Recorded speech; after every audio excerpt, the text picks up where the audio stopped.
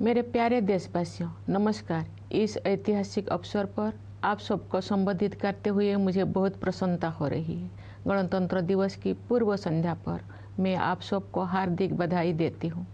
आज से 75 वर्ष पहले 26 जनवरी के दिन ही भारत गणराज्य का आधार ग्रंथ यानी भारत का संविधान लागू हुआ था।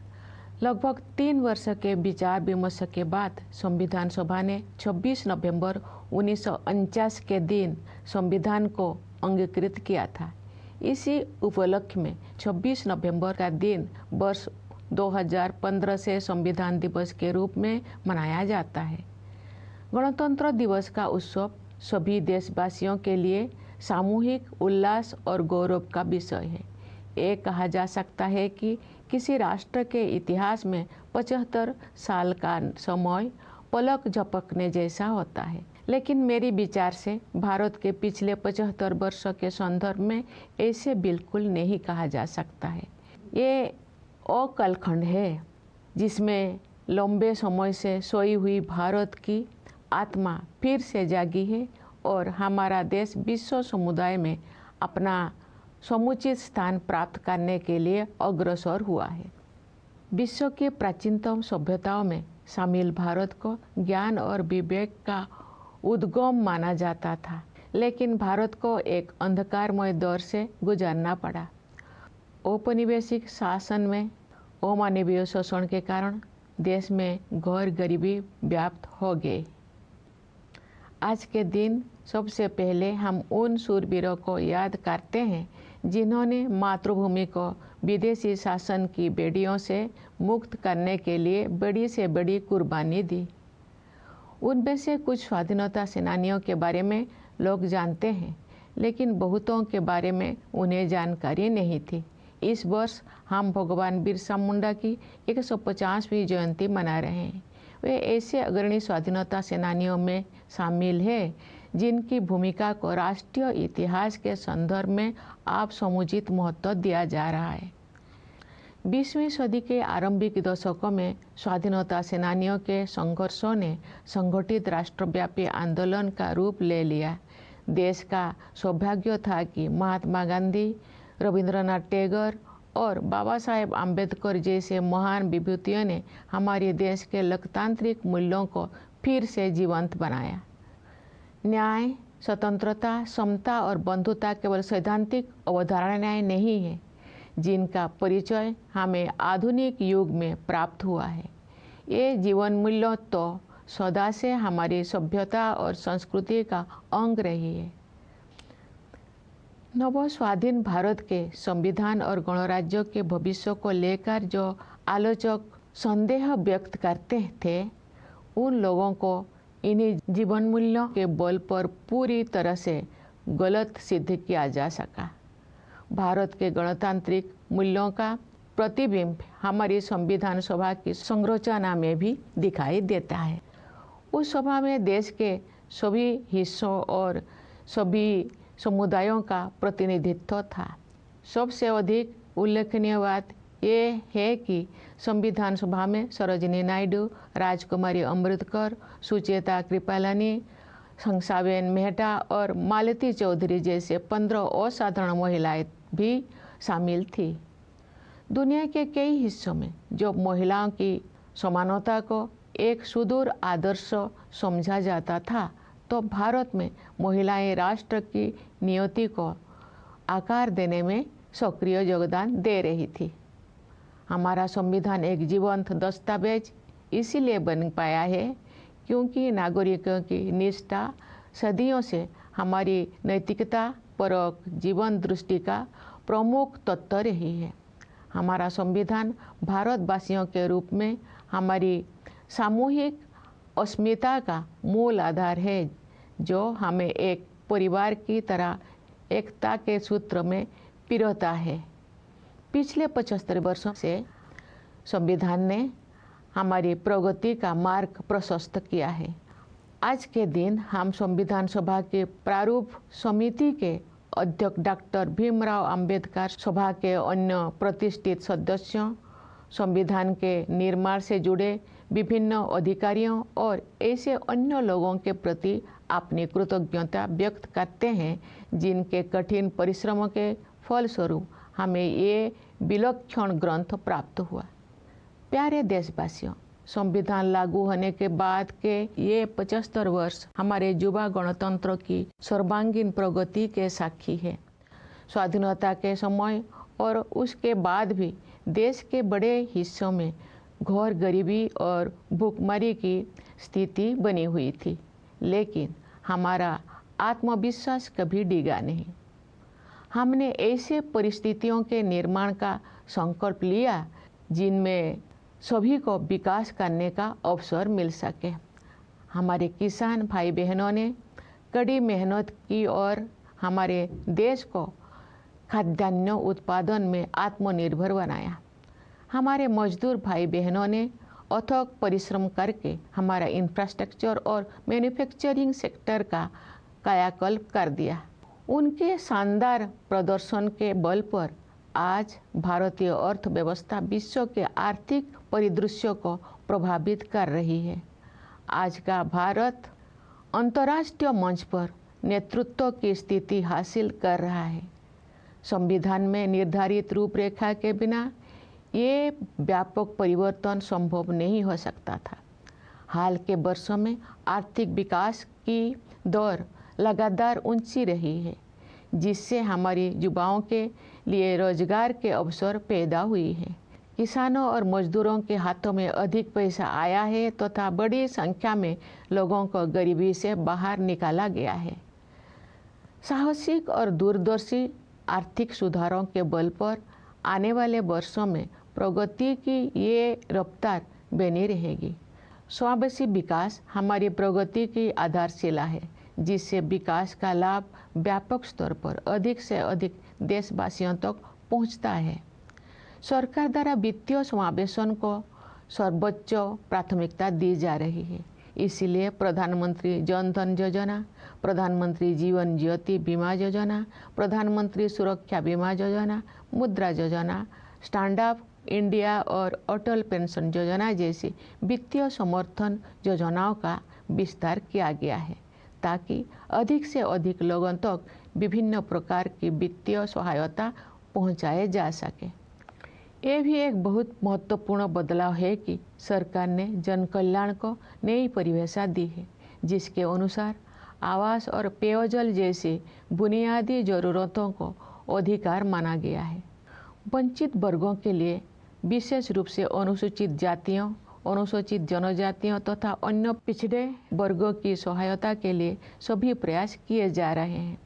अनुसूचित जातियों के युवाओं के लिए प्री मैट्रिक और पोस्ट मैट्रिक छात्रवृत्तियाँ, राष्ट्रीय फेलोशिप, विदेशी छात्रवृत्तियाँ, छात्रावास और कोचिंग सुविधाएं दी जा रही है। प्रधानमंत्री अनुसूचित जाति अभ्युदय योजना द्वारा रोजगार और आमदनी के अवसर उत्पन्न करके अनुसूचित जातियों के लोगों की गरीबी को तेजी से कम किया जा रहा है।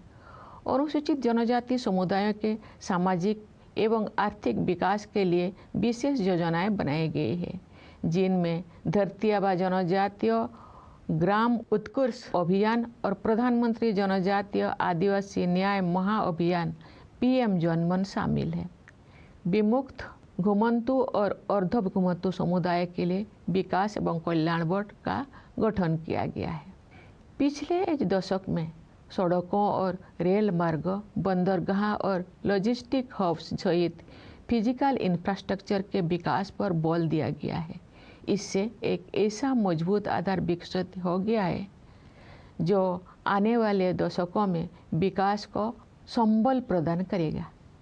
सरकार ने वित्त के क्षेत्र में जिस तरह से प्रौद्योगिकी का उपयोग किया है, वो एक मिसाल है। डिजिटल भुगतान को विभिन्न विकल्पों के साथ साथ प्रत्यक्ष लाभ हस्तांतरण की प्रणाली ने समावेशन को बढ़ावा दिया है, जिससे बड़ी संख्या में लोगों को फॉर्मल सिस्टम में शामिल किया जा सका है। इसके कारण सिस्टम में अभूतपूर्व पारदर्शिता भी आई है। इस प्रक्रिया में कुछ वर्षों के दौरान ही हमने एक ऐसा मजबूत डिजिटल पब्लिक इंफ्रास्ट्रक्चर विकसित कर लिया है जो विश्व की श्रेष्ठतम संरचनाओं में से एक है। इंसॉल्वेंसी एंड बैंकरप्सी कोड जैसा साहसिक उपायों के परिणाम स्वरूप बैंकिंग व्यवस्था अब अच्छी स्थिति में आ गई है। इससे शेड्यूल्ड कमर्शियल बैंकों की नॉन परफॉर्मिंग एसेट्स में काफ़ी कमी आई है। प्यारे देशवासियों, वर्ष 1947 में हमने स्वाधीनता प्राप्त कर ली थी, लेकिन औपनिवेशिक मानसिकता के कई अवशेष लंबे समय तक विद्यमान रहे। हाल के दौर में उस मानसिकता को बदलने के ठोस प्रयास हमें दिखाई दे रही है। ऐसे प्रयासों में Indian penal code, criminal procedure code और इंडियन एविडेंस एक्ट के स्थान पर भारतीय न्याय संहिता, भारतीय नागरिक सुरक्षा संहिता और भारतीय साक्ष्य अधिनियम को लागू करने का निर्णय सर्वाधिक उल्लेखनीय है। न्यायशास्त्र की भारतीय परंपराओं पर आधारित इन नई अधिनियमों द्वारा दंड के स्थान पर न्याय प्रदान करने की भावना को आपराधिक न्याय प्रणाली के केंद्र में रखा गया है। इसके अलावा इन नए कानूनों में महिलाओं और बच्चों के विरुद्ध अपराधों पर काबू पाने को सर्वोच्च प्राथमिकता दी गई है। इतने बड़े पैमाने पर सुधार के लिए साहसपूर्ण दूरदर्शिता की आवश्यकता होती है। देश में चुनाव को एक साथ संपन्न कराने के लिए संसद में पेश किया गया विधेयक एक और ऐसा प्रयास है जिसके द्वारा सुशासन को नए आयाम दिया जा सकते हैं। एक राष्ट्र एक चुनाव की व्यवस्था से शासन में निरंतरता को बढ़ावा मिल सकता है। नीति निर्धारण से जुड़े निष्क्रियता समाप्त की जा सकती है। संसाधनों की अन्यत्र खर्च हो जाने की संभावना कम हो सकती है तथा वित्तीय बोझ को कम किया जा सकता है। इनके अलावा जन हित में अनेक अन्य लाभ भी हो सकते हैं। हमारे सांस्कृतिक विरासत के साथ हमारे जुड़ाव और अधिक गहरा हुआ है। इस समय आयोजित हो रहे प्रयागराज महाकुंभ को उस समृद्ध विरासत की प्रभावी अभिव्यक्ति के रूप में देखा जा सकता है। हमारी परंपराओं और रीति रिवाजों को संरक्षित करने तथा उनमें नई ऊर्जा का संचार करने के लिए संस्कृति के क्षेत्र में अनेक उत्साहजनक प्रयास किए जा रहे हैं। भारत भूमि महान भाषाई विविधता से समृद्ध है। इस समृद्धि को संरक्षित करने तथा इस और परंपरा को आगे बढ़ाने के लिए सरकार ने असमिया, बंगला, मराठी, पाली और प्राकृत को शास्त्रीय भाषाओं के रूप में मान्यता प्रदान की है। तमिल, संस्कृत, तेलुगु, कन्नड़, मलयालम और ओडिया भाषाएं पहले से ही इन श्रेणी में शामिल हैं। सरकार अब इन 11 शास्त्रीय भाषाओं में शोध कार्यों को सक्रिय रूप से बढ़ावा दे रही है।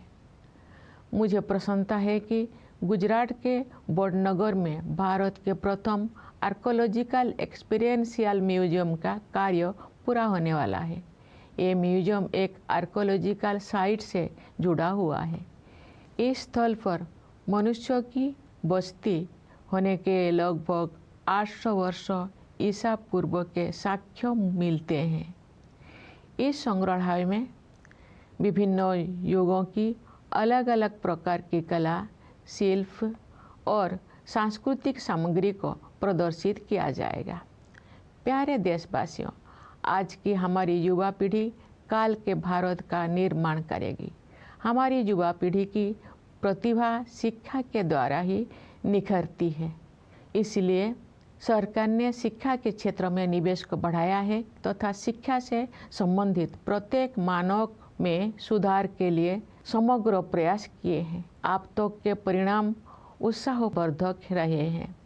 पिछले दशक में शिक्षा की गुणवत्ता, भौतिक अवसंरचना तथा डिजिटल समावेशन के आयामों में व्यापक बदलाव आया है।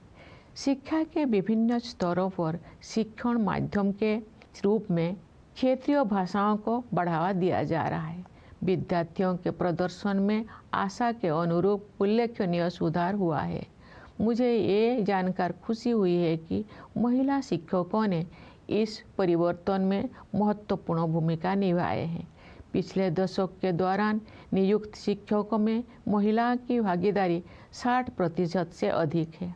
व्यावसायिक शिक्षा और कौशल विकास का विस्तार तथा इन्हें मुख्य धारा में शामिल किया जाना स्वागत योग्य उपलब्धि है। इस प्रक्रिया को आगे बढ़ाते हुए आप हमारे युवाओं को योजनाबद्ध तरीके से कॉरपोरेट सेक्टर में इंटर्नशिप के अवसर प्रदान किए जा रहा है। स्कूल स्तर की शिक्षा का आधार मजबूत बनाने के साथ साथ हमारे देश में विद्यार्जन की विभिन्न शाखाओं, विशेष रूप से विज्ञान और प्रौद्योगिकी के क्षेत्रों में नई ऊंचाइयां हासिल की जा रही है। इंटेलेक्चुअल प्रॉपर्टी फाइलिंग की दृष्टि से भारत का विश्व में छोटा स्थान है। ग्लोबल इनोवेशन इंडेक्स में भारत की रैंकिंग लगातार बेहतर हुई है। वर्ष 2020 में भारत 48वें स्थान पर था।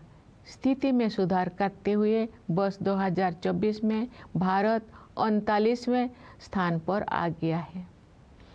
बढ़ते आत्मविश्वास के साथ हम अनेक प्रयासों के बल पर अत्याधुनिक अनुसंधान में अपने भागीदारी बढ़ा रहे हैं। नेशनल क्वांटम मिशन का उद्देश्य प्रौद्योगिकी के इस नए क्षेत्र में एक जीवंत और नवीन इकोसिस्टम को विकसित करना है। एक अन्य उल्लेखनीय शुरुआत national mission on interdisciplinary cyber physical system से संबंध है। इसके तहत artificial intelligence, machine learning, robotics और साइबर सिक्योरिटी जैसे अनेक उन्नत प्रौद्योगिकियों पर कार्य करने की योजना है। इन प्रौद्योगिकियों को कुछ समय पहले तक फ्यूचरिस्टिक समझा जाता था, लेकिन अब ये तेजी से हमारे दैनिक जीवन का हिस्सा बनती जा रही है। जीनोम इंडिया प्रोजेक्ट प्रकृति के रहस्यों की खोज का एक रोचक अभियान तो है ही, ये भारतीय विज्ञान के इतिहास में एक निर्णायक अध्याय भी है। इसके प्रमुख कार्यक्रम के तहत इसी महीने 10,000 भारतीयों की जीनोम सीक्वेंसिंग को अनुसंधान के लिए उपलब्ध कराया गया है। ज्ञान के नए आयामों को खोलने वाले ये परियोजना बायोटेक्नोलॉजी रिसर्च में नई मार्ग प्रशस्त करेगी तथा सार्वजनिक स्वास्थ्य सेवा प्रणाली को भी मजबूत बनाएगी। भारतीय अंतरिक्ष अनुसंधान संगठन ने हाल के वर्षों में अंतरिक्ष विज्ञान के क्षेत्र में बहुत बड़ी उपलब्धियां हासिल की है। इस महीने इसरो ने अपने सफल स्पेस डॉकिंग एक्सपेरिमेंट से देश को एक बार फिर गौरवान्वित किया है। भारत अब विश्व का चौथा देश बन गया है जिसके पास ये क्षमता उपलब्ध है। एक राष्ट्र के रूप में हमारा बढ़ता आत्मविश्वास खेलों के क्षेत्र में भी दिखाई देता है। हमारे खिलाड़ियों ने सफलता के प्रभावशाली अध्याय रचे हैं। पिछले वर्ष हमारे खिलाड़ियों ने ओलंपिक खेलों में अच्छा प्रदर्शन किया है। पैरा ओलंपिक खेलों में हमने अपना अब तक का सबसे बड़ा दल भेजा जिसने अब तक का सर्वश्रेष्ठ प्रदर्शन किया। फीडे शतरंज ओलंपियाड में हमारे खिलाड़ियों ने विश्व समुदाय को अपने प्रदर्शन से प्रभावित किया तथा पुरुषों और महिला खिलाड़ियों ने स्वर्ण पदक जीते। वर्ष 2024 में डी गुकेश ने अब तक का सबसे कम उम्र का विश्व चैंपियन बनकर इतिहास रच दिया। देश भर में जमीनी स्तर पर प्रशिक्षण सुविधाओं में बहुत सुधार हुआ है और इसके बल पर हमारे खिलाड़ियों ने विजयी होकर हमें गौरवान्वित किया है। साथ ही उन्होंने अगले पीढ़ी को और भी ऊंचे लक्ष्य प्राप्त करने के लिए प्रेरित किया है। विदेशों में रहने वाले हमारे भाई बहनों ने हमारी संस्कृति और सभ्यता के सबसे उज्जवल पक्षों को विश्व के विभिन्न हिस्सों में पहुंचाया है और अनेक क्षेत्रों में अपनी उपलब्धियों से हमें गौरवान्वित किया है। उन्होंने हमेशा स्वयं को भारत की गौरव गाथा से जोड़े रखा है। जैसा कि मैंने इसी महीने प्रवासी भारतीय दिवस के अवसर पर कहा था, वर्ष 2047 तक विकसित भारत के निर्माण में प्रवासी भारतीयों की सक्रिय और उत्साहपूर्ण भागीदारी पर मुझे पूरा भरोसा है। प्यारे देशवासियों, विभिन्न क्षेत्रों में महत्वपूर्ण और उल्लेखनीय प्रगति के बल पर हम अपना सिर ऊंचा करके भविष्य की ओर कदम बढ़ा रहे हैं। हमारे युवा, विशेषकर हमारी बेटियां, देश के उज्जवल भविष्य का निर्माण करेगी। जब हम अपनी स्वतंत्रता की शताब्दी मना रहे होंगे, तब के भारत का उज्जवल भविष्य हमारे युवाओं के सपनों में आकार ले रहा है। और जब आज के बच्चे वर्ष 2050 की 26 जनवरी के दिन राष्ट्रध्वज को सलामी दे रहे होंगे, तो वे अपनी अगली पीढ़ी को ये बता रहे होंगे कि हमारा देश की गौरव यात्रा हमारी अतुलनीय संविधान से प्राप्त मार्गदर्शन के बिना संभव ना हुई होती। हमारी भावी पीढ़ियां विश्व पटल पर स्वाधीन भारत के आदर्शों को चरितार्थ करेंगी। मैं राष्ट्रपिता महात्मा गांधी के संदेश का उल्लेख करना चाहूँगी। बापू ने कहा था, यदि स्वराज का अभिप्राय हमें सभ्य बनाना और हमारी सभ्यता को शुद्ध और स्थायी बनाना नहीं है, तो इसकी कोई कीमत नहीं है। हमारी सभ्यता का सार ये है कि अपने सभी मामलों में, चाहे वे राजनीतिक हो या निजी, नैतिकता को सर्वोत्तम स्थान दिया जाए। आइए आज के दिन हम गांधी जी के सपनों को साकार करने के लिए अपनी प्रतिबद्धता को दोहराएं। सत्य और अहिंसा के उनके आदर्श विश्व समुदाय के लिए प्रासंगिक बने रहेंगे। उन्होंने हमें ये सीख भी दी थी कि अधिकार और कर्तव्य एक ही सिक्के के दो पहलू हैं। सच तो ये है कि कर्तव्य ही अधिकार का वास्तविक स्रोत है। सभी के प्रति करुणा के बारे में उनकी शिक्षा को भी हम याद करें। वे कहते थे कि हमें केवल मनुष्यों के प्रति ही नहीं, बल्कि अपने आसपास के पशु पक्षियों, पेड़ पौधों, नदियों और पहाड़ों के प्रति भी संवेदना का भाव रखना चाहिए। हम सभी का कर्तव्य है कि जलवायु परिवर्तन के वैश्विक संकट का सामना करने के प्रयासों में अपना योगदान अवश्य दें। इस संदर्भ में 2 अनुकरणीय प्रयास किए गए हैं। विश्व स्तर पर Bharat mission lifestyle for environment नामक एक जन आंदोलन का नेतृत्व कर रहा है। इसका उद्देश्य पर्यावरण के संरक्षण और संवर्धन में व्यक्तियों और समुदायों को अधिक सक्रिय होने के लिए प्रेरित करना है। पिछले वर्ष विश्व पर्यावरण दिवस के अवसर पर हमने अपनी मातृशक्ति के साथ साथ जीवनदायिनी प्रकृति की पोषण शक्ति के प्रति सम्मान व्यक्त करते हुए एक पेड़ माँ के नाम के संदेश के साथ एक अनूठा अभियान शुरू किया था। इस अभियान का 80 करोड़ पौधे लगाने का लक्ष्य समय सीमा से पहले ही पूरा कर लिया गया है। विश्व समुदाय ऐसे अभिनव प्रयासों से सीख ले सकते हैं। लोग ऐसे प्रयासों को स्वयं के आंदोलन के रूप में अपना सकते हैं। प्यारे देशवासियों, मैं एक बार फिर आप सभी को गणतंत्र दिवस की बधाई देती हूँ। देश की सीमाओं की रक्षा करने वाले हमारे सैनिकों के साथ साथ सीमाओं के भीतर देश को सुरक्षित रखने वाले पुलिस और अर्धसैनिक बलों के जवानों को भी मैं बधाई देती हूँ। न्यायपालिका, सिविल सेवाओं तथा विदेशों में हमारी मिशनों के सदस्यों को भी मेरी बधाई। मेरी शुभकामना है कि आप सब अपने प्रयासों में सफलता प्राप्त करें। धन्यवाद। जय हिंद, जय Bharat.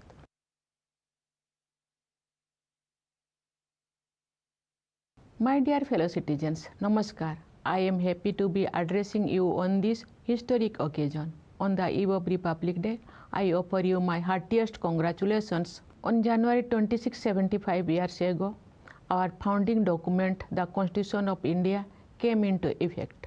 The Constituent Assembly, after nearly 3 years of debates, adopted the Constitution on 26th of November in 1949. That day, 26 November has been celebrated as Samvidhan Divas, that is Constitution Day, since 2015. Republic Day is indeed a matter of collective joy and pride for all citizens.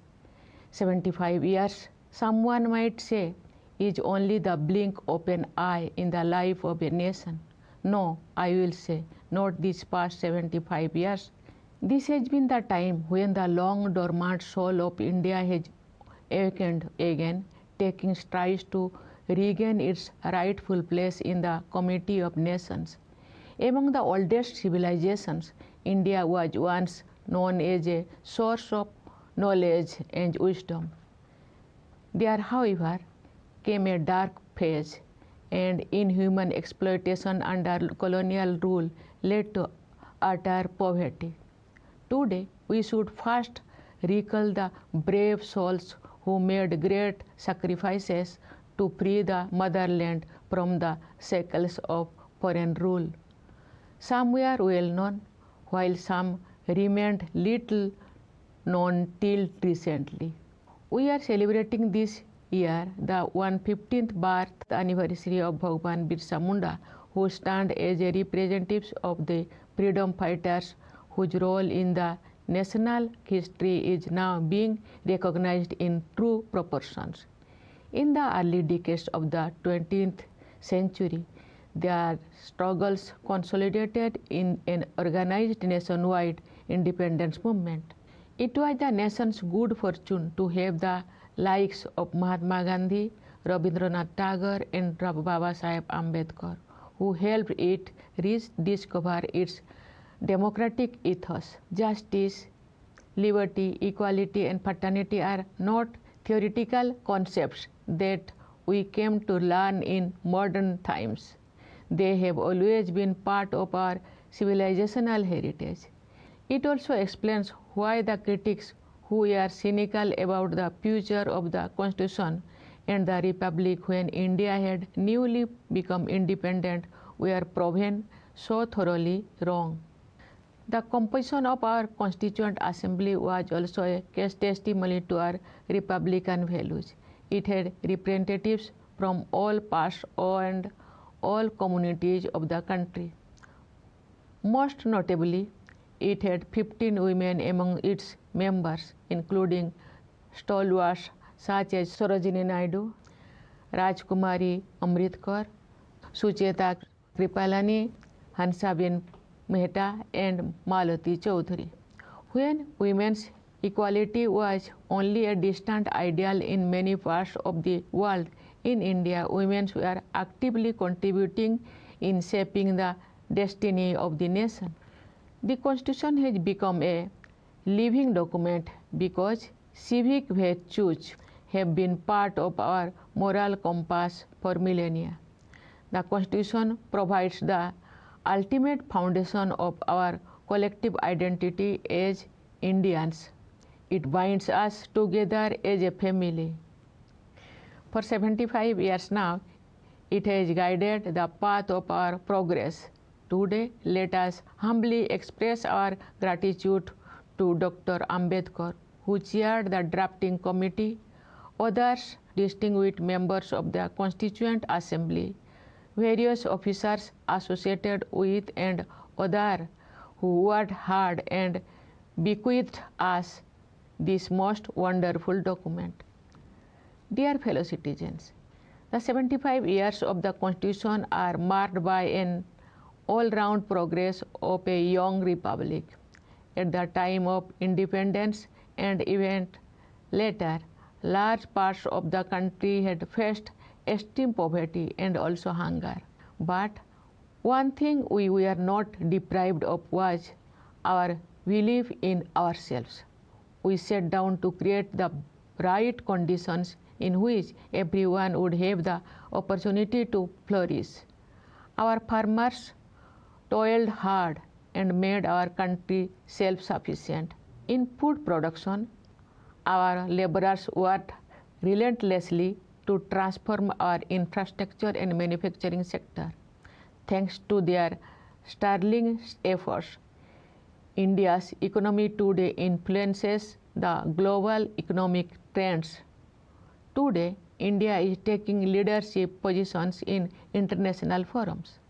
This transformation would not have been possible without the blueprint laid down by our Constitution. In recent years, the economic growth rate has remained persistently high, creating job opportunities for our youth, putting more money in the hands of farmers and laborers, and also lifting more people out of poverty. The bold and far-sighted economic reforms will sustain this trend in the years to come. Inclusion is the cornerstone of our growth saga, distributing the fruits of developments as widely as possible.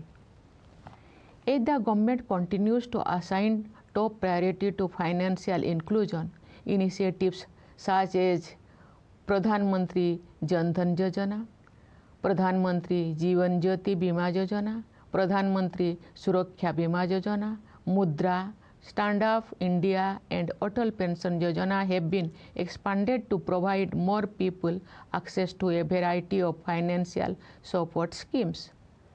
Equally importantly, the government has redefined the notion of welfare, making basic necessities such as housing and access to drinking water a matter of entitlement. Every effort is being made to extend a helping hand to the marginalized communities, particularly of the scheduled caste, scheduled tribes, and other backward classes. For example, there have been pre-matric and post-matric scholarships, national fellowships, overseas scholarships, hostels and coaching facilities for the youth from the SC communities. The Pradhan Mantri Anusuchit Jati Abhyuday Yojana is making progress in reducing poverty among the SC communities by adding employment and income generation opportunities. There have been dedicated schemes for aiming for the socio-economic development of ST communities, including Dharti Aaba Janajatiya Gramo Utkarsh Abhiyan and Pradhan Mantri Janajati Adivasi Nyaya Maha-Abhiyan, PM Janman. The Development and Welfare Board has been constituted for the denotified nomadic and semi-nomadic communities.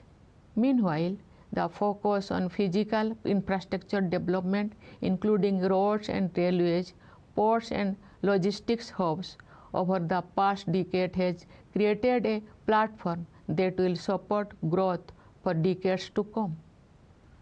The way the government has used technology in the field of finance has been exemplary. A variety of digital payment options as well as the system of direct benefit transfer have promoted inclusion, bringing a significant number of people within the formal system. It has also brought unprecedented transparency in the system. In the process, within a few years, we have created a robust digital public infrastructure that is among the best in the world.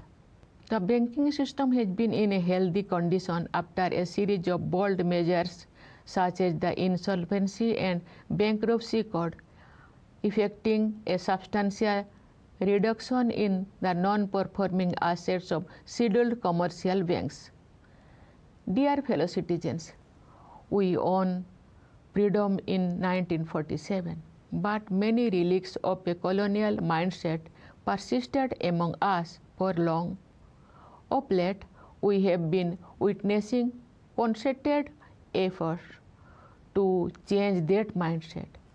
Among the most noteworthy of such efforts was the decision to replace the Indian Penal Code, the Code of Criminal Procedure, and the Indian Evidence Act with the Bharatiya Nyaya Sanhita, the Bharatiya Nagarik Suraksha Sanhita, and the Bharatiya Sakshya Adhiniyam.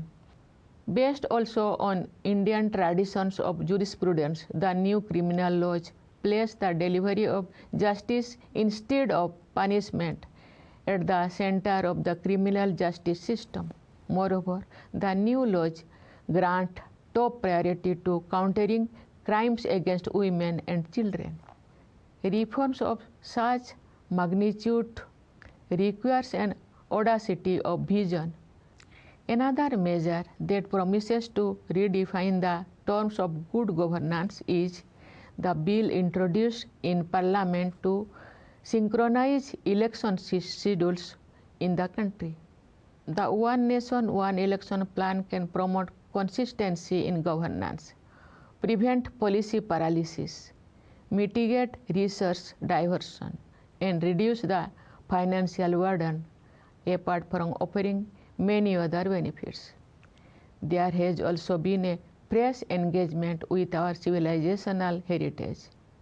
The ongoing Mahakumbh can be seen as an expression of the richness of that heritage. An exciting array of initiatives is underway in the domain of culture to preserve and revitalize our traditions and customs.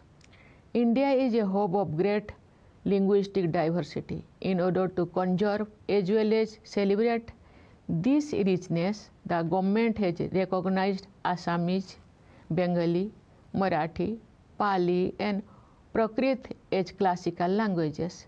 This category already includes Tamil, Sanskrit, Telugu, Kannada, Malayalam, and Odia. The government is proactively promoting research in 11 classical languages now.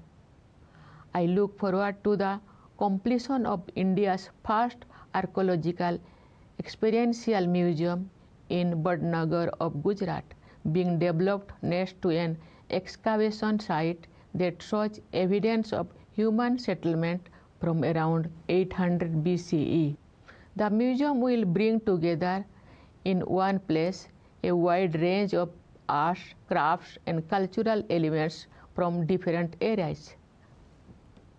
Dear fellow citizens, it is after all our young generation that is going to shape the India of tomorrow. Education, in turn, shapes these young minds. Therefore, the government has increased its investment in education and made every effort to improve every parameter related to this sector. The results so far are more than encouraging. The last decade has transformed education in terms of quality of learning and physical infrastructure and digital inclusion. For the medium of instruction, the regional languages are promoted at more levels. It is not surprising that there has been a notable improvement in students' performance. I am glad to learn that women teachers have played a crucial role in this transformation, since more than 60% of those who became teachers in the last decade are women. The expansion and mainstreaming of vocational and skilled education is a welcome development. This is also supplemented now by the scheme to provide our youth internship opportunities in the corporate sector. With a stronger foundation of the school level education, India has been scaling new heights in various branches of knowledge, particularly in science along with technology. For example, India stands sixth in terms of intellectual property filing in the world. We have consistently improved our ranking in the Global Innovation Index, moving from 48th position in 2020 to 39th in 2024.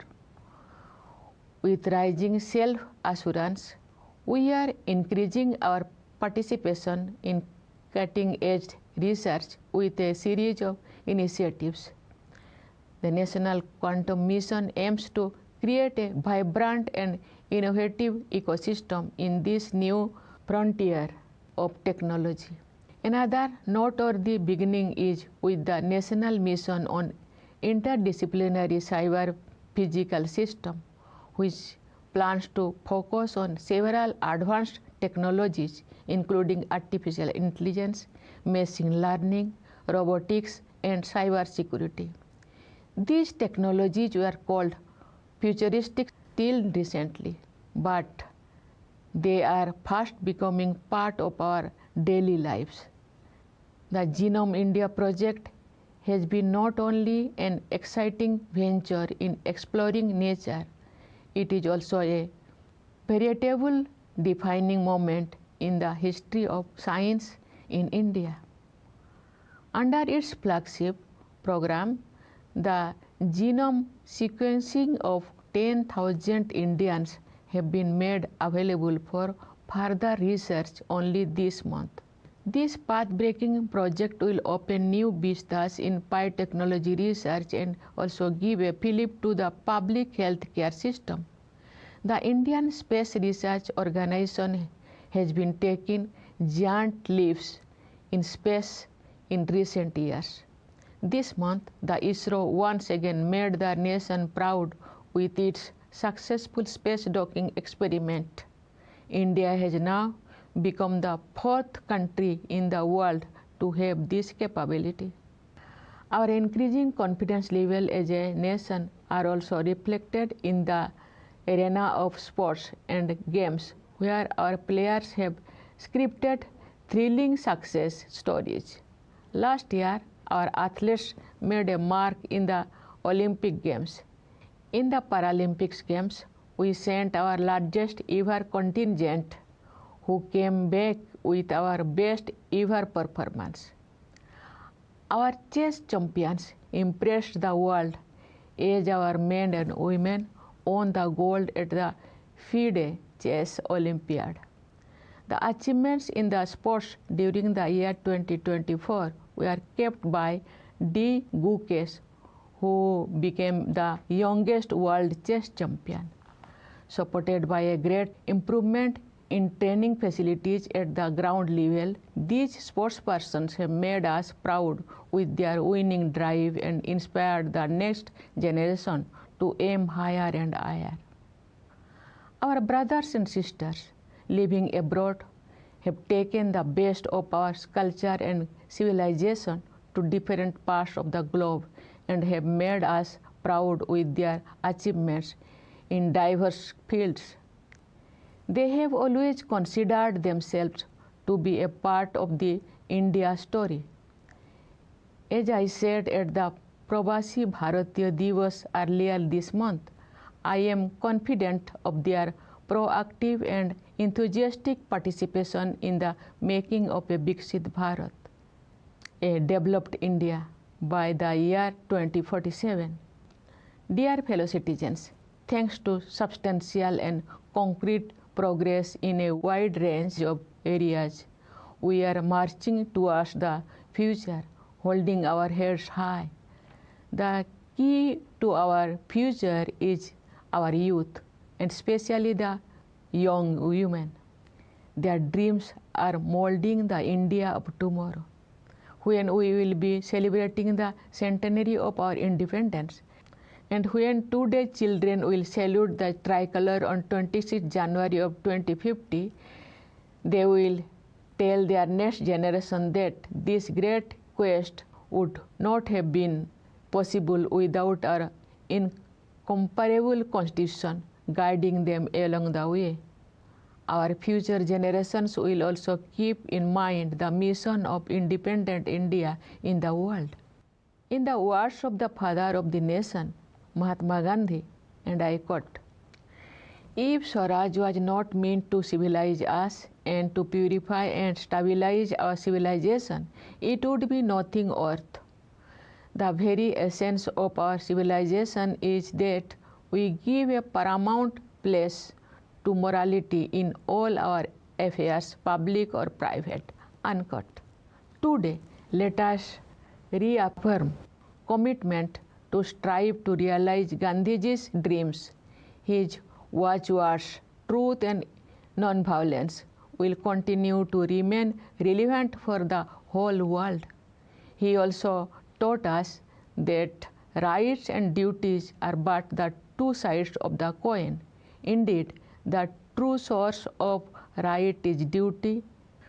Today, We recall his relations in compassion too. Compassion not only for our human neighbors, but also for our other neighbors, namely flora and fauna, rivers and mountains. Each of us must contribute to the efforts to counter the global threats of climate change.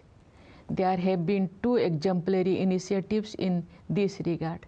At the global level, India is leading a mass movement called Mission Lifestyle for Environment to inspire individuals and communities to be more proactive in protecting and preserving the environment. Last year, on World Environment Day, we launched a unique campaign, Ek Ped Maa Ke Naam, paying tribute to the nurturing power of our mothers as well as of Mother Nature. Its target of planting 80 crore seedlings was achieved ahead of the deadline. The world can learn from such innovative moves that people can adopt as their own movements. Dear fellow citizens, let me once again congratulate you all on the occasion of Republic Day. My congratulations to the soldiers guarding our borders as well as police and paramilitary personnel keeping it safe within the borders. My congratulations also to the members of the judiciary, the bureaucracy, and our missions abroad. My best wishes to you in